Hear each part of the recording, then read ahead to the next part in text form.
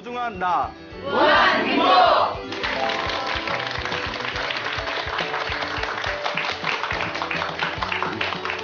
예, 만나서 반갑습니다. 광우 스님이라고 합니다. 예, 저희 부처님을 석가모니 부처님이라고 합니다. 그렇죠? 예, 석가모니 부처님이라고 하는데 그 뜻이 원래 석가족에서 출현하신 성자다라는 뜻입니다. 석가족에서 출현하신 성자. 그래서 석가모니라고 합니다. 이게 부처님이 김씨였으면 무슨 모니라고 불렀을까요? 김가모니라고 불렀을까요? 예, 박씨면 박가모니, 예, 하여튼 석가족에서 출현하신 성자다 해서 석가모니라고 불리우는데요. 부처님의 원래 본명은 시다르타입니다. 시다르타. 다 들어보셨죠? 그래서 이제 시다르타의 뜻이 뜻대로 이루어지다라는 뜻이 되겠습니다. 뜻대로 이루어지다. 그래서 이 시다르타 왕자가 29살에 출가를 합니다. 예, 29살에 출가를 하시고, 깨달음을 구해서 이제 출가를 하시게 되는데, 첫 번째 만난 스승이 알라라 깔라마입니다. 예, 이름이 조금 요상해요. 알라라 깔라마라는 스승을 만나게 됩니다. 알라라 깔라마 밑에서 명상 수행을 열심히 하셨다고 합니다. 그래서 당신의 스승이었던 알라라 깔라마를 며칠 만에 뛰어넘습니다. 예, 수십 년 동안 수행했던 스승의 경지를 며칠 만에 뛰어넘고 나서 이것으론 부족하다. 이것으론 진정한 깨달음이라 부를 수가 없다 해가지고 두 번째 스승을 찾아가게 됩니다. 그것이 바로 우타카 라마푸타입니다. 괜히 웃음이 나오죠? 우타카 라마푸타를 만나게 되고요. 역시 우타카 라마푸타 밑에서 수행을 하면서 며칠 만에 수십 년 동안 수행했던 스승의 경지를 뛰어넘게 됩니다. 그러니까 타고난 천재예요. 타고난 천재입니다. 예. 그래서 우리가 그런 말이 있지 않습니까? 열심히 하는 사람은 좋아서 하는 사람을 이기지 못한다라는 얘기 있죠. 근데 아무리 좋아서 하는 사람도 타고난 사람도 이기지 못한대요. 예. 그래서 천재는 이기기 힘들다라는 얘기가 있죠. 그래서 여러분은 천재인 것 같아요? 아닌 것 같아요? 아니에요? 그러니까 그걸 아는 것도 중요해요. 예, 그걸 아는 것도 중요해요. 근데 천재든 아니든 또 자기가 노력한 만큼 또 자기가 성과를 얻을 수 있는 게 바로 또 노력의 효과인 것 같습니다. 자, 어쨌거나 타고난 수행의 천재였던 우리 시다르타 왕자는 이제 알라라 깔라마를 만나고 우타카 라마푸타를 만난 뒤에 이 두 분의 스승으로도 내가 원하는 진정한 깨달음을 얻을 수가 없구나 해서 이제 스스로 고행숲에 들어갑니다. 고행님이라 불리우는 고행숲에 들어가게 됩니다. 말 그대로 육체적인 고행을 하는 곳이에요. 그래서 그 당시 2600여 년 전 부처님이 계시던 시다르타 왕자가 있었던 당시 인도 사회에서는 육체를 괴롭히는 고행 수행이 굉장히 그게 크게 수많은 수행자들이 닦는 수행법 중에 하나로 받아들여지고 있었나 봅니다. 어쨌거나 이 고행의 숲에 들어가서 시다르타가 아주 열심히 고행을 합니다. 또 워낙 타고난 천재지 않습니까? 그래서 몇 년 동안 인간이 할 수 있는 모든 고행은 다 섭렵을 했답니다. 인간이 도달할 수 있는 모든 고행을 다 했대요. 뭐 단식으로 시작해서 잠 안 자기, 숨을 꾹 참기, 막 몸을 괴롭히기, 온갖 고행을 다 끊임없이 하나하나의 고행을 다 섭렵을 하고 있을 때 옆에서 시다르타 왕자의 고행하는 모습을 보고 5명의 수행자들이 감동을 받습니다. 인간이 어쩜 저렇게 열심히 고행을 할 수가 있을까? 인간이 어떻게 저렇게 자신의 한계를 뛰어넘고 저렇게 수행을 할 수가 있을까? 그래서 이 5명의 수행자들이 그 시다르타 왕자 옆에서 그 고행하는 모습을 보면서 옆에서 시봉을 하고 시중을 들고 옆에서 보호를 해줬다고 합니다. 이 5명의 수행자가. 참고로 여러분, 오늘은 등장인물이 굉장히 많습니다. 예? 오늘 등장인물이 굉장히 많으니까 잘 기억을 해놔야 돼요. 일단 5명의 수행자 얘기가 나왔습니다. 자, 어쨌든 이 5명의 수행자들 옆에서 이제 보호를 받으면서 고행을 하고 있을 때 인간으로서 도달할 수 있는 최고의 고행까지 다 해보고 나서 시다르타가 문득 이렇게 생각합니다. 육체를 괴롭히는 거, 요 몸뚱아리를 괴롭히는 것으로는 진정한 깨달음에 이를 수 있다, 없다? 이를 수 없다. 당연한 거죠. 예, 몸을 괴롭히는 것으로는 깨달음에 이를 수가 없다. 그러니 이제 고행을 멈추자. 나는 인간으로서 할 수 있는 모든 고행을 다 했다. 자살을 빼고는 다 해보셨대요. 모든 고행을. 근데 몸뚱아리를 괴롭히는, 육체를 괴롭히는 고행으로는 깨달음을 얻을 수가 없구나. 그러니까 고행을 멈추자. 그리고 이제 고행을 멈추시고 이제 다 호수에 들어가서 몸을 깨끗하게 닦으십니다. 몸을 깨끗하게 닦고 이제 음식을 드십니다. 우유죽을 받아 드시고 음식을 드시면서 다시 체력을 회복하십니다. 그 옆에서 그 모습을 본 5명의 수행자들이 이렇게 실망을 하게 됩니다. 실망을 하게 돼요. 아니 저렇게 리액션이 엄청 좋으세요? 저렇게 열심히 고행을 하면서도 깨달음을 얻지 못했는데 고행을 멈추면 어떻게 깨달음을 얻겠는가? 이렇게 이제 생각을 하면서 시다르타가 타락했다. 시다르타가 수행의 길에서 타락했다라고 여기고는 이제 시다르타 왕자의 곁을 5명의 수행자가 떠납니다. 그러니까 그 깊은 뜻을 이해를 못한 거죠. 자, 어쨌거나 이제 5명의 수행자들도 떠나고 더 이상 자신을 보호해주는 사람 없이 홀로 남게 된 시다르타는 고요히 보리수 나무 아래에 앉아서 목숨을 건 마지막 깊은 참선 수행에 들어가게 됩니다.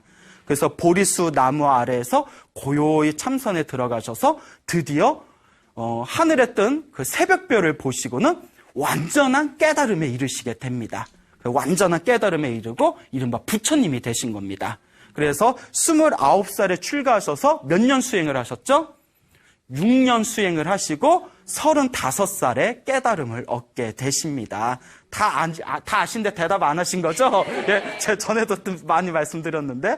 자, 어쨌거나 35살에 보리수 나무 아래에서 참선을 하시고 깨달음을 얻으신 뒤에 7주 동안, 일주일이 며칠이죠? 7일이죠. 근데 7주면 며칠이에요? 49일. 7주 동안 홀로 나무 아래에서 당신의 깨달음의 경지를, 그 깨달음의 희열을 스스로 그 즐거움을 누리고 계십니다. 다 오로지 7주 동안 오로지 자신의 깨달음의 경지를 즐기신 뒤에 8주차가 됐을 때 문득 이런 생각을 하십니다.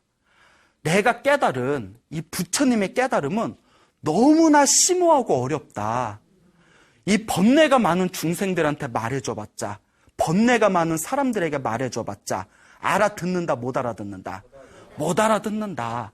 그래서 중생들에게 차라리 법을 설하지 말자. 어차피 못 알아들을 것이다.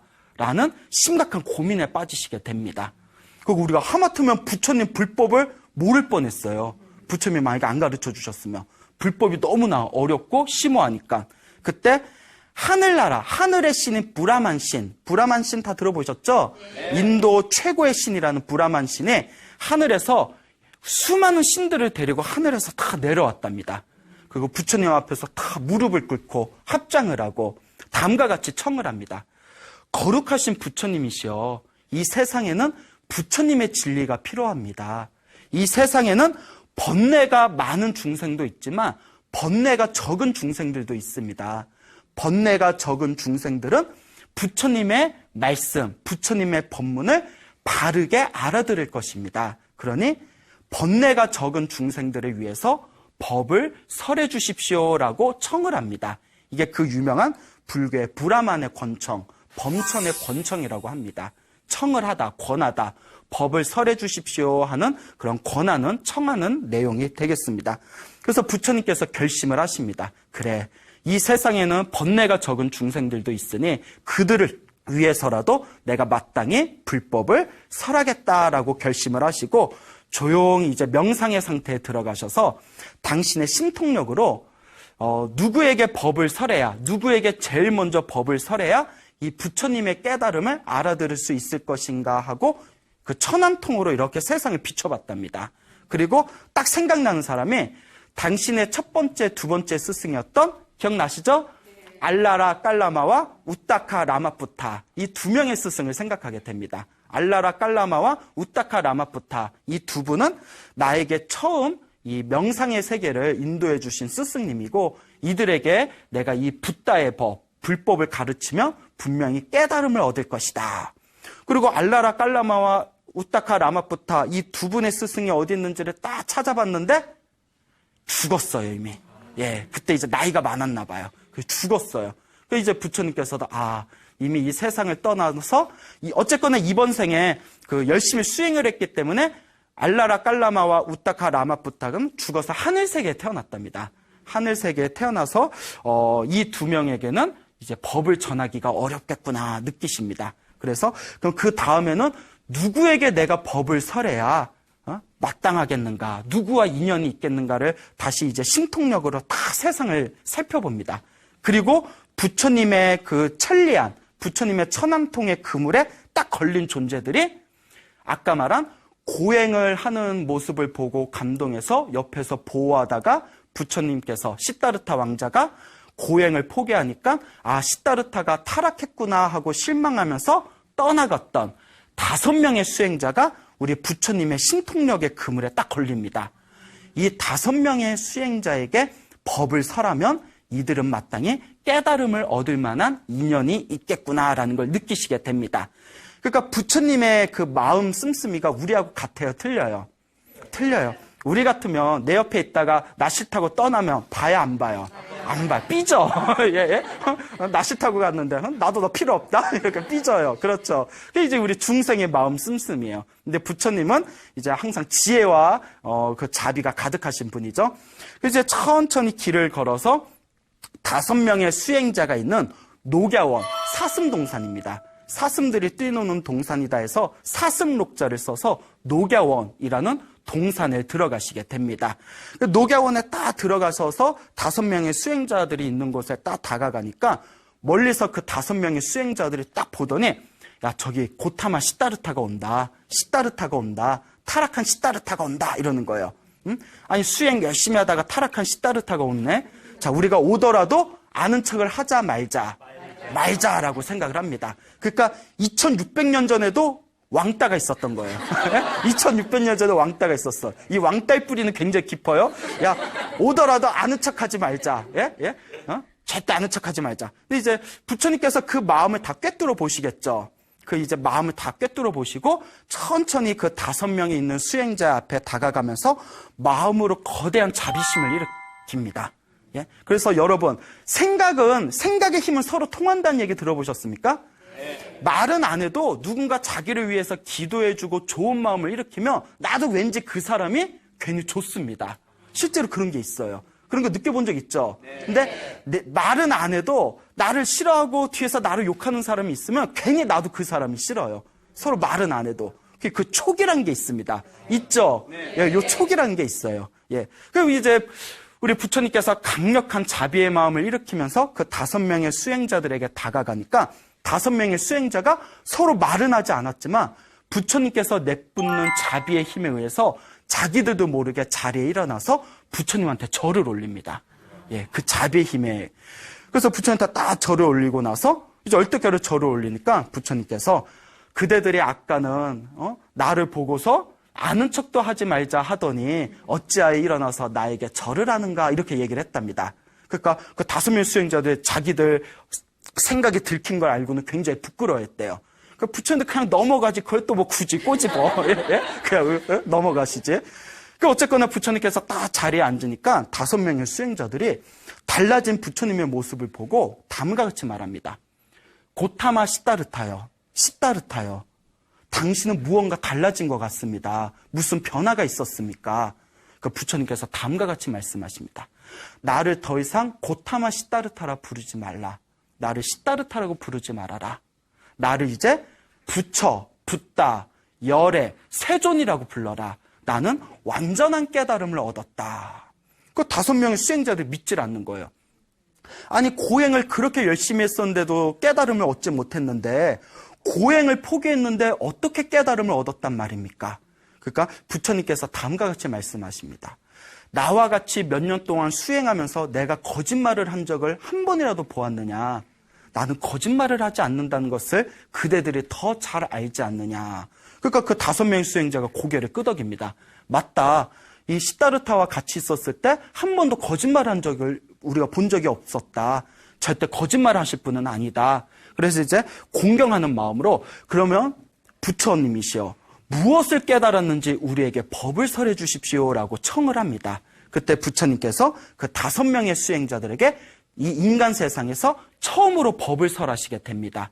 그래서 녹야원에서 처음으로 진리의 법의 수레바퀴를 굴렀다 해가지고 초전 법륜이라고 불립니다. 초전 법륜. 그래서 이 초전 법륜의 가르침을 통해서 그 5명의 수행자 중에서 꼰다냐라는 이름을 가진 수행자가 있습니다. 한문으로는 교진녀라고 합니다. 교진녀. 그래서 인도말로 뭐라고 한다고요? 꼰다냐. 뭐가 꼬았나? 하여튼, 뭐가 꼬았나? 하여튼, 꼰다냐라는 이 수행자가 첫 번째 깨달음을 얻습니다. 그때 부처님께서 너무 기뻐하셨대요. 꼰다냐가 깨달았다. 꼰다냐가 깨달았다. 왜냐? 이 세상에서 부처님의 이 심오하고 어려운 가르침을 깨달은 첫 번째 제자가 출현한 거예요.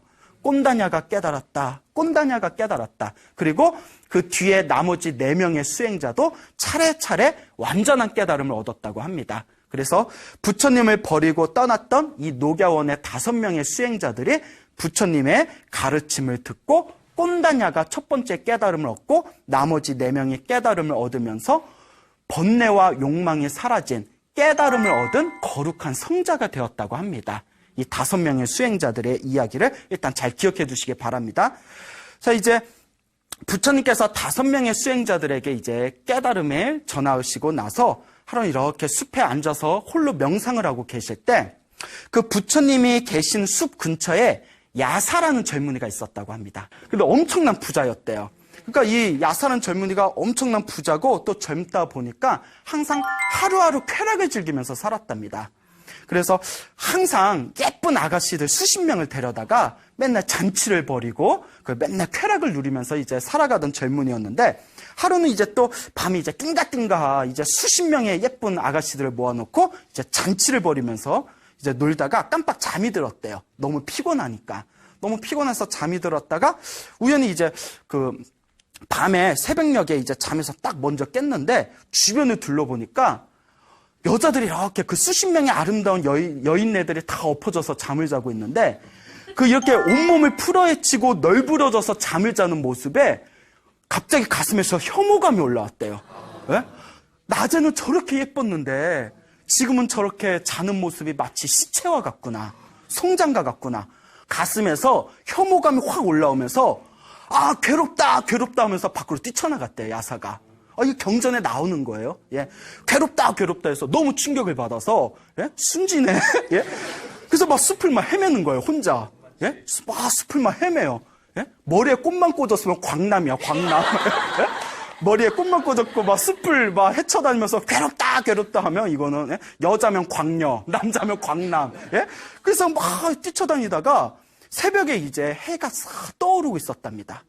해가 싹 떠오르고 있을 때 저쪽에 부처님의 고요한 마음으로 다 명상을 하고 있는 거룩한 모습을 보게 됩니다. 그러니까 괴롭던 야사의 마음이 숲에서 고요히 미소를 짓고 명상을 하는 부처님의 모습을 보고는 마음의 평온함을 얻습니다. 저분은 위대한 성자이신 것 같다. 저분에게 법을 듣자. 이 답답한 마음을 풀자. 그거 다 명상하고 있는 부처님 앞에 가서 딱 삼배를 올립니다. 다 절을 올린 뒤에 사문이요. 사문이란 것은 이제 그 인도 말로 이제 저 수행자란 뜻입니다. 사문이요. 사문이시여. 당신은 참으로 거룩해 보입니다. 저는 너무나 괴롭습니다. 저에게 법을 설해 주십시오. 부처님이 참으로 잘 왔다. 이 불법, 이 부처님의 법 안에는 고통과 괴로움이 없느니라 하시면서 법을 설해 주십니다. 진리를 설하십니다. 야사가 그 괴로운 마음을 다 가라앉히고 부처님의 설법을 듣는 순간 그 자리에서 깨달음을 얻습니다. 그 자리에서 번뇌와 욕망이 사라지고 거룩한 성자가 됩니다. 그리고 야사는 이제 모든 번뇌와 욕망이 사라졌기 때문에 더 이상 세속으로 돌아가고 싶은 마음이 없습니다. 그 부처님 밑에서 머리를 깎고 출가합니다. 부처님 밑에서 야사가 머리를 깎고 출가하니까 이 소식, 이 소문이 마을 사람, 도시에 쫙 퍼지게 됩니다. 이 야사에게는 54명의 친구가 있었답니다. 54명의 절친이 있었는데 54명의 절친이 난리가 난 거예요. 도대체 저렇게 돈 많고 저렇게 평생 쾌락을 누리면서 아무런 걱정 근심 없이 살던 야사가 도대체 왜 출가를 한 거냐. 그 친구들이 난리가 난 거예요. 그래서 야사가 아무래도 최면술사에게 최면에 빠져가지고 그렇게 저렇게 붙잡혀 있나 보다. 우리가 가서 구해주자. 그 54명의 친구들이 우르르 야사를 찾으러 갑니다. 그 야사가 친구들 딱 오니까 우리 스승을 만나보거라. 우리 부처님 스승을 만나고 나랑 대화를 나누자. 그 54명의 친구들이 도대체 어떤 인간이길래 우리 친구 야사를 꿰어가지고 머리를 깎았단 말인가. 그 54명의 친구들이 다 부처님과 이제 대화를 합니다. 그 부처님께서 그대들이여 나의 법을 들어라. 그리고 이제 법문을 하시고 법문을 듣는 순간 54명의 친구들이 또 깨달음을 얻습니다. 그 자리에서 모든 번뇌와 욕망이 사라져서 거룩한 성자가 됩니다. 법문 한 번에. 예. 그리고 법문을 듣고 깨달음 얻고 다시 세속으로 돌아간다, 돌아가지 않는다.